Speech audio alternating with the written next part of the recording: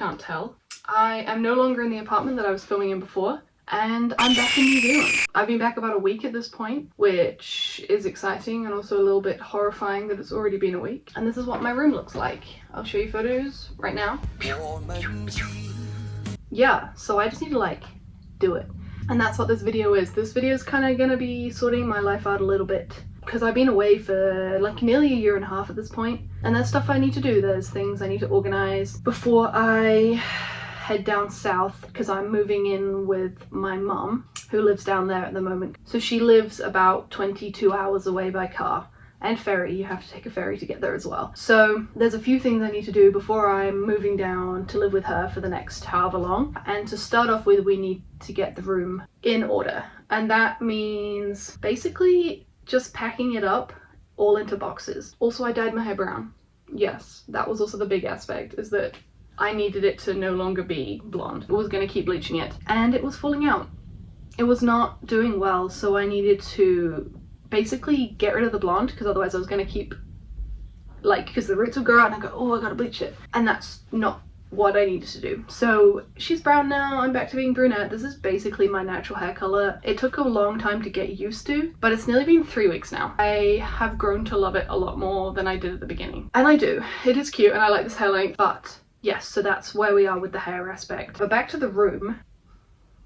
That's just what we need to do first. We need to get it all sorted. Basically got home. The very first day we arrived at 4:30 in the morning, and my dad, God bless his soul, had packed all my stuff into boxes. These boxes, specifically. And basically I just knew that I needed to get rid of stuff. I had boxes and boxes and boxes of stuff that I don't need. So I basically literally was like, thanks Dad for packing it all up anyway. Opened them all up, went through all of my stuff, and it was fun. It was like a little unboxing video of presents that I knew that I would enjoy because they're already mine. So that was cute and fun. I got rid of 5 bags, like 5 rubbish bags worth of clothes, plus 2 boxes of like stuff, like books and just junk from my room. And yeah, I did a little like video of all the books that I got rid of, so I'll put that now.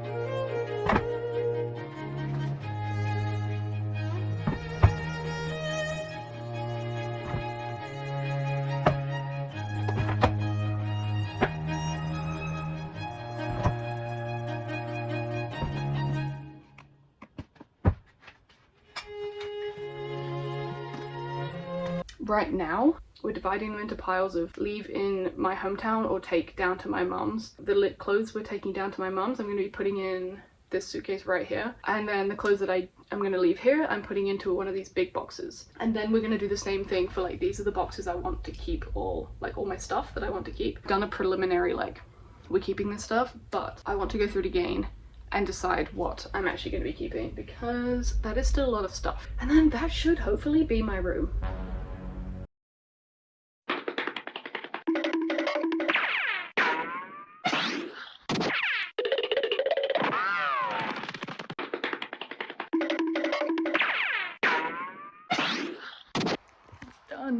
It's done. Yeah, there's a vacuum cleaner there, but whatever. I have never been more sweaty in my entire life. Hello. We've got to the part of the video where I'm deciding what books to take. These 2 here are staying, and then this one here is the ones we're going to be taking down to my mum's. We've already decided on taking this beautiful edition of Lord of the Rings. Yeah, I mean, I have never read Lord of the Rings, I've listened to the audiobook, and Jesus Christ, this is a long book. There's a few long books that I've decided to read this year. Like, I want to read War and Peace, don't know why. My sister just has it and I kind of want to read it. And then I also have A Day of Fallen Night by Samantha Shannon. I read the first one a couple years ago, and so I really want to read the second one. I have it in a physical copy, but they're all very long books, and I haven't even, I'm already behind by like 2 books on my reading goals, so this might not be the best decision, but I think I'm going to take it anyway. However, we have decided against taking the most beautiful edition of The Hobbit. Like, it is gorgeous, and it has like illustrations and stuff. Hold on, let me find you a good, like, hello, like, I mean come on, like, that is beautiful. But I've decided against taking it because it's huge and it's heavy, and I've read The Hobbit a couple times now, so I don't really need it. But oh my god, it is gorgeous. I've also decided to not bring the small edition of The Hobbit. This is the first Hobbit I ever owned. I bought this at Hobbiton before I even started working there. I bought this at Hobbiton, and she's beautiful, like, lovely map, very small, and is also just like pretty. But I have decided against taking it because I have a lot of books that I want to read this year. I don't need to add to the pile books that I've already read, so that's why that's not going. This is my mum's edition of The Goblet of Fire, so we're definitely leaving that here because she would kill me. Okay, we have the entire Inheritance cycle. That's the Aragon series. I read them all. They were the first ever big series I ever read, so these books hold a very special place in my heart. But I do not need to take them because I probably won't be reading them. If I do, if I ever come back up here, then I'll grab them, but I don't think I will be. So I'm leaving the entire series behind. So that is Inheritance, Eldest, Aragon itself, and Bruisinger. These books were like my childhood. I have like dragon tattoos not because of these books, but definitely because I love dragons so much, and this series was such a big like part of my childhood and who I am. The Story of Miss Moppet, it's a Beatrix Potter book. Leaving that behind, despite how cute it is. Right, the Six of Crows series, best series ever, favorite books ever. Kaz Brecker is my favorite character of all time. I do want to get like a crow tattoo literally because of these books. I will not, however, be taking them. Oh god. Siege and Storm even. The story behind this, I love Leigh Bardugo. I love the Six of Crows series. I think she's an amazing writer. Did I like the Shadow and Bone series? Nope. Not at all, unfortunately. So I have a feeling I got rid of the other 2. Like, I think I donated them, but either way we'll be keeping those here. The Illuminaries.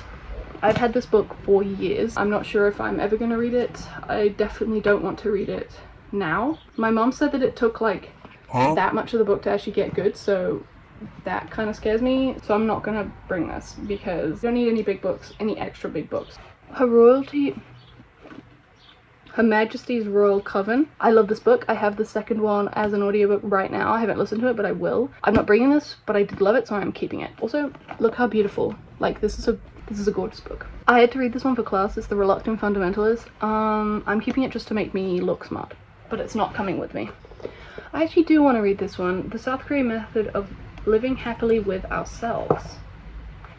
Yeah, I want to read that really bad, actually. So that's coming with me. Jeanette McCurdy, I'm Glad My Mom Died.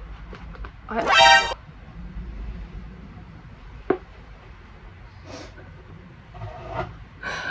thought I lost my favorite bookmark. Like, I haven't seen it in like at least maybe 2 years. It's my fucking Hobbit bookmark that I guess left in this book when I decided I didn't want to finish it.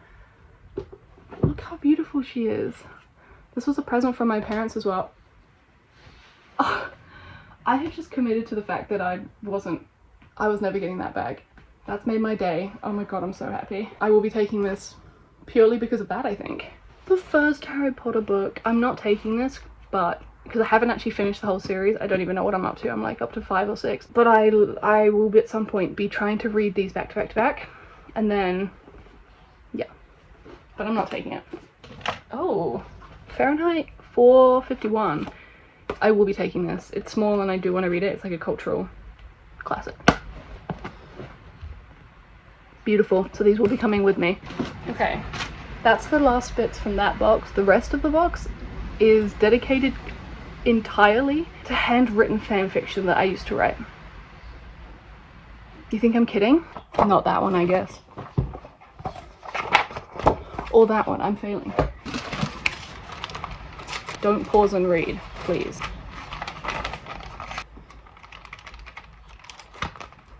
This box is half full, so there's not many left, but I'm gonna take a street cat named Bob with me because it's small, I think it's fun, and I think it'll be a pretty easy read, I hopefully hope.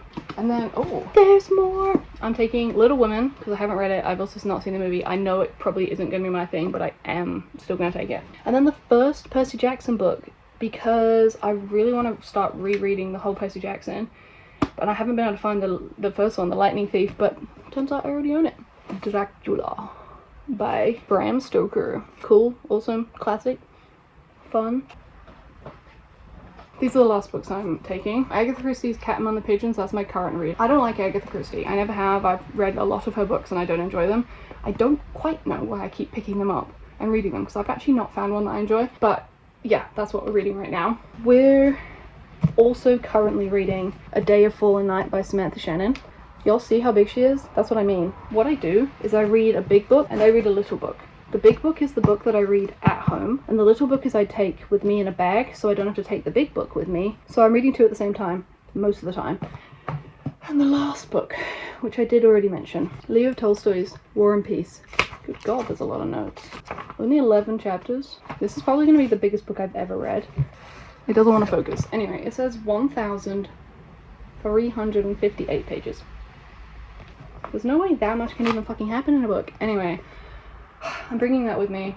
I might regret it, but yeah.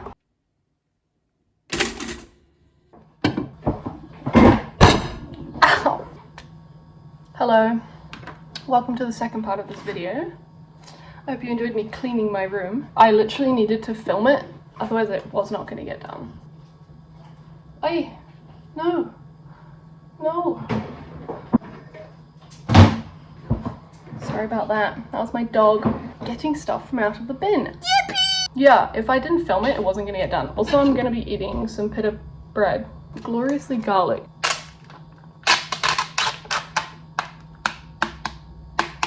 Ooh. Yeah.